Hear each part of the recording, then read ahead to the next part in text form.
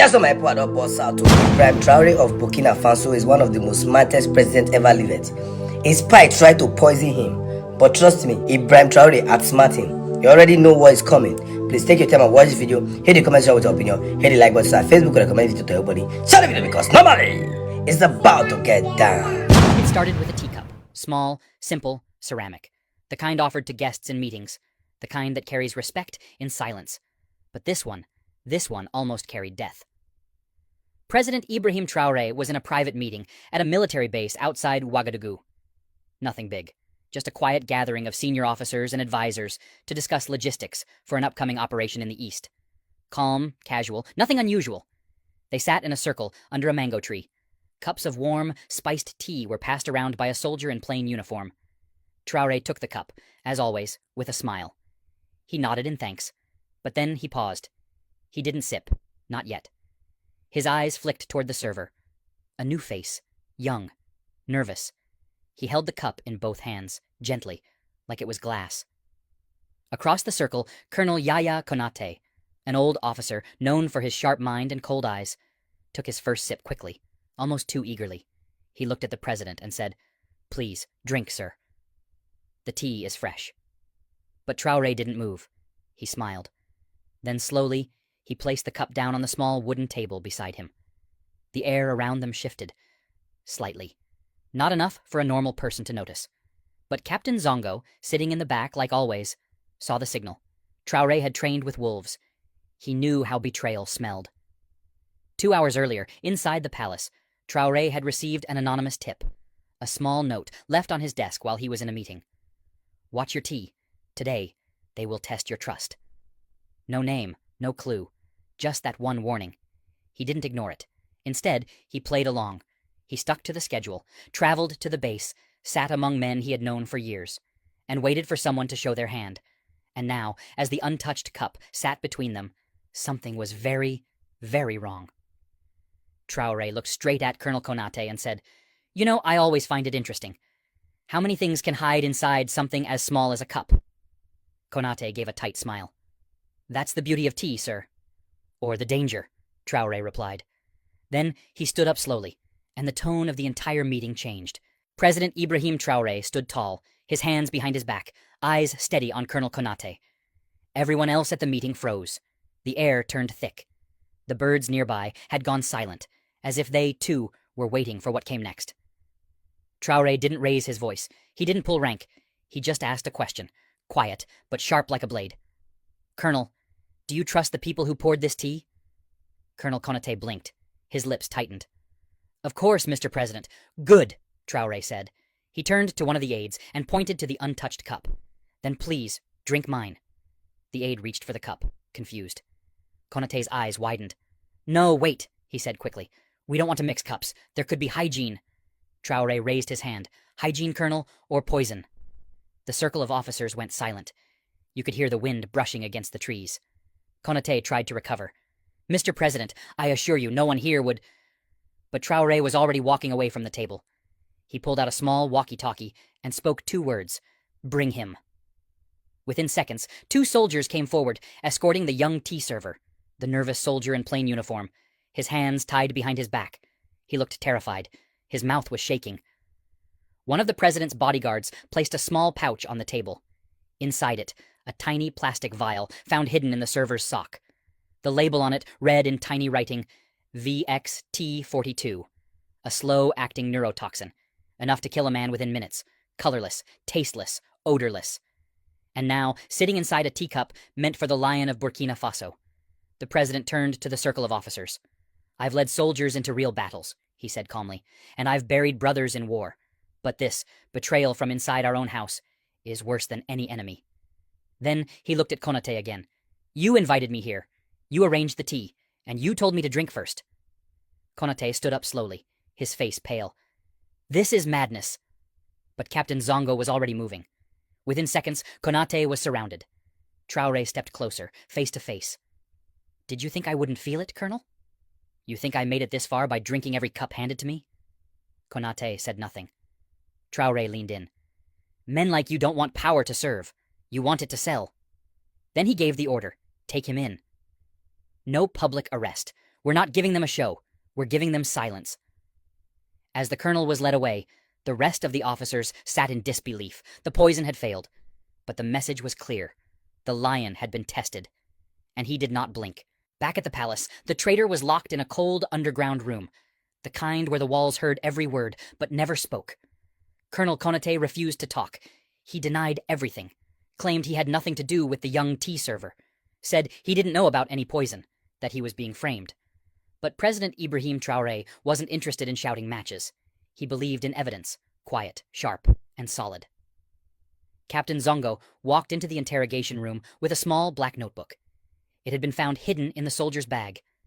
The tea server who nearly served death in a cup. Zongo flipped it open, showing it to Konate. "This is your handwriting," he said. "We checked."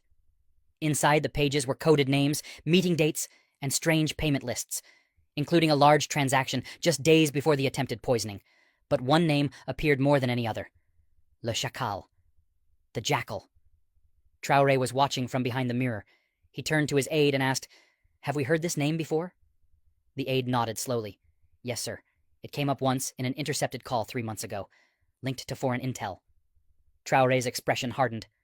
"So this goes beyond Konate." This was no lone wolf. There was a bigger hand behind the cup. Later that evening, Traore called a silent emergency meeting with only his most trusted men, including Zongo, 2 counterintelligence officers, and 1 civilian cyber expert who had worked on decoding files in the previous coup attempt. They gathered in the underground war room. Zongo laid the notebook on the table. "This name, Le Chacal. He's the handler. He gives the orders. The soldier was just a tool. Konate was the delivery system." Traore nodded. "So what we need is the source."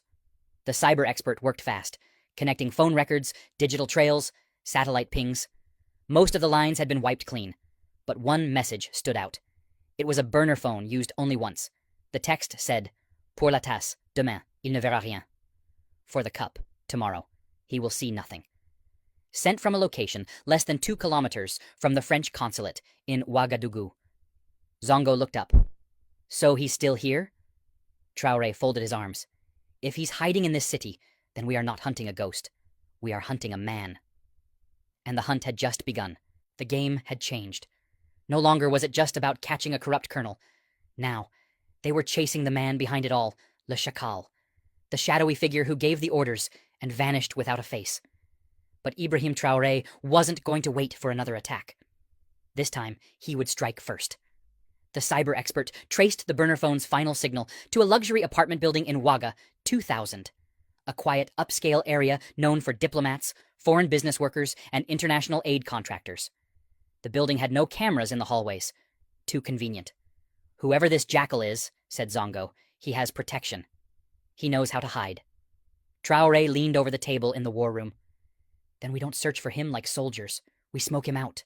Like a thief." He approved a silent plan. Operation Glass Eye. No uniforms, no sirens, no announcements. Just shadows watching shadows. They placed watchers around the apartment block, disguised as cleaners, fruit sellers, delivery boys. One soldier posed as a building repairman and got inside, planting tiny cameras in hallway corners and vents. Then, on day 3, they saw him.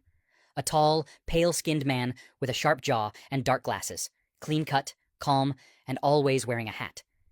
He didn't match any official embassy staff, but he had a key to apartment 3B, the same location that matched the phone signal. He was careful. Never left at the same time, never used the same car twice. But he made one mistake. He ordered food. Traore smiled when he heard it. "Good, let's deliver it ourselves." That night, Zongo dressed as the delivery man, a bag of food in one hand, a tiny listening device in the other. When the door opened, the man stared hard at him. Cold. Sharp. He said nothing. Just paid in cash, took the food, and closed the door. But it was enough. The device had recorded everything. His voice, his movements, even the way he walked. Back in the war room, the voice was run through software. A match popped up. Alexandre Morel, a French intelligence officer linked to activities in West Africa, officially retired, but known in classified circles as Le Chacal. It was him, the man who gave the order to kill President Ibrahim Traore over tea. But arresting him wouldn't be easy. He had no diplomatic badge, but if they captured him in public, foreign powers could scream kidnapping. If they raided the apartment, he could disappear in seconds.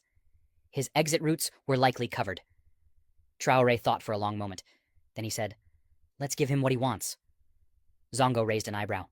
"Sir?" "We tell him, I'm holding a private dinner. Invite only. Important guests. He'll try again." Zongo nodded slowly. "And when he comes?" Traore's eyes narrowed. "We end it." The trap was set. President Ibrahim Traore announced a quiet, high-level dinner to be held inside the presidential villa. Just a few trusted guests. No press, no public list. Word spread quietly through the usual channels, just loud enough for a certain someone to hear. Zongo and the team kept eyes on apartment 3B. They didn't see Morel leave, but they did see his phone activate again. A new burner. This one pinged a message across the city. "La fenêtre est ouverte. Dernier service ce soir." The window is open. Final service tonight. They knew what it meant. Another assassination attempt was coming. But this time, Traore was not the target. He was the bait. Inside the palace kitchen, the entire catering team had been replaced by counterintelligence officers in chef uniforms. Every utensil, every dish, every cup, checked and marked. Hidden microphones were placed under the dining table, in the flower vases. Even inside the salt shakers, no movement would go unnoticed. At 7:30 p.m., the dinner began. 4 guests sat at the table, all carefully chosen. Loyal, silent, aware of the mission. Traore sat at the head, calm, dressed not in full military uniform, but in a modest traditional tunic. He didn't want to look like a target. Zongo was in the surveillance room, eyes on every angle. "No movement from apartment 3B, he whispered into the mic. "No entry breach detected." But then, it happened. A waiter appeared with a tray of drinks. He wasn't one of their men. Zongo froze. "Who is that?" "That's not one of ours." The cameras zoomed in. The man moved differently. His face was calm, but his right hand trembled, just slightly. He set the tray down and stepped back. Traore raised his glass, but did not drink. He looked the man in the eye and said, "Would you like to share a drink with your president?" The man hesitated. Traore stood up slowly. "You've been running for a long time, Alexandra, but you made one mistake." The entire room moved in an instant. Chairs scraped. Guards burst in. The man tried to grab a pin from inside his sleeve. Something small, something sharp. But Zongo was already behind him. In seconds, he was pinned to the floor. "No gun?" Traore said, walking over. "Just poison again? You really thought the same trick would work twice?" Morel, Le Chacal, looked up, his face tight with rage. "You've made enemies you cannot fight," he hissed. Traore crouched beside him. "I'm not fighting them," he said. "I'm outliving them." He stood and gave the command. "No press. No parade. Fly him out tonight to the deepest cell we have. This is not a show. This is a message." Across the city, nothing looked different. But something huge had happened. A second attempt on the president's life had failed. The man behind it all, caught. Silenced. But Traore wasn't finished. He knew this was not just about poison or politics. This was a warning. Someone out there is willing to kill for power. But now they knew. Traore doesn't drink from any cup, without checking what's in it. The silence after the storm was almost louder than the storm itself. No announcements were made. No photos were leaked. The man called Le Chacal, the ghost behind the poison, had vanished into a hole so deep the world would never find him again. But President Ibrahim Traore knew the danger hadn't passed. He sat alone in his office the next morning, holding the same ceramic cup from the first attempt. Washed clean now, empty, but still heavy with meaning. He thought about the young soldier who carried the poison without understanding it. He thought about Colonel Konate, once a man of honor, now waiting for justice in chains. And he thought about the people, the millions who trusted him without knowing how many nights he walked the edge of death. Then came a knock. It was Captain Zongo. "Sir," he said, "the military academy is ready for your address." Traore nodded. That afternoon, Traore walked into the courtyard of Burkina Faso's National Military Academy.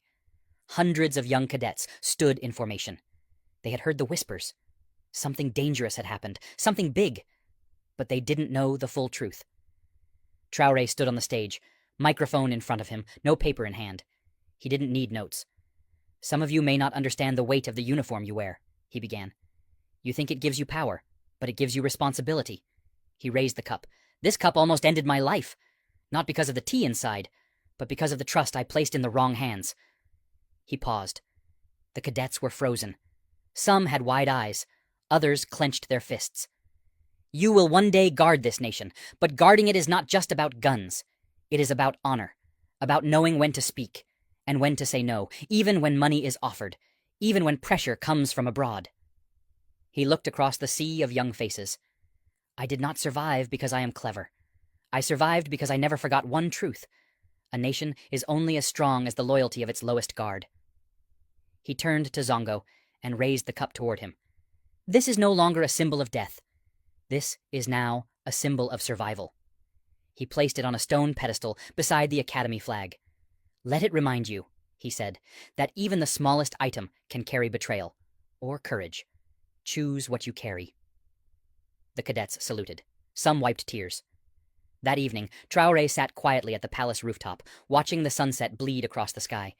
He knew this would not be the last attempt. There would be more jackals, more poison. But each time, they would find the lion waiting. Not because he wanted war, but because he was ready to die standing, rather than live kneeling. And so, the cup remained. Not in a museum, not in his home, but in the hands of the next generation, a symbol of vigilance, of survival, and of one man's refusal to be broken. So many stories have been making the rounds about Ibrahim Traore. Some said, as at yesterday, there was this breaking news that Ibrahim Traore had been unalived. Some say Ibrahim Traore has been chased out of Burkina Faso. So many things. But I feel that as lovers of Ibrahim Traore, we should be able to put out the right information. Like, let us not follow, AI scripts and things that did not happen to talk about Ibrahim Traore. The reason is this, so that when we are saying the truth about Ibrahim Traore, or if he really needs help, we'll be putting out the right information. I'm not saying that the person who made this video originally, the first video you watched, the second people talking, I'm not saying that they are lying. But what I'm saying in essence is that we should put out the right information about President Ibrahim Traore, so that we will know, people out there who are his true lovers will know what is actually happening to him, other than trying to lie so that we could get views, other than trying to say things that did not happen in order to get views. I'm just saying this on my own because I know that Ibrahim Traore deserves the best. So let's try as much as possible to put out the right information about Ibrahim Traore. Ibrahim Traore was never arrested. Ibrahim Traore was never unalived. Ibrahim Traore was never chased out of Burkina Faso. And the story about the lady who disrespected him in the airplane, those stories are not real. And the story of him being given tea to unalive him, that is not even, it's not proven yet. So let us try as much as possible, as much as we want views, to put out things that really happened, so that we do not mislead the public. I know some people may not like what I'm saying, but that's just the truth. Ibrahim Traore is a very is a very wonderful man and a true patriotic African. So we cannot allow people run with fake news. Just my thoughts. Guys, thank you so much for watching this video. I want you to let me know on the comment section if you agree with what I'm saying. Let's just put out information that is very, very true. Do not post what is not true and tag it as true. Let's differentiate between AI and real people doing videos about Ibrahim Traore. Do you understand? So that these things can be real, because Ibrahim Traore is not like the ordinary politicians that people can actually say things about that did not happen. Let us put out content that is real, genuine news. The news that when people search is true, it actually happened. Thank you guys for watching. I'll see you guys in the next one. Let me know your thoughts on the comment section.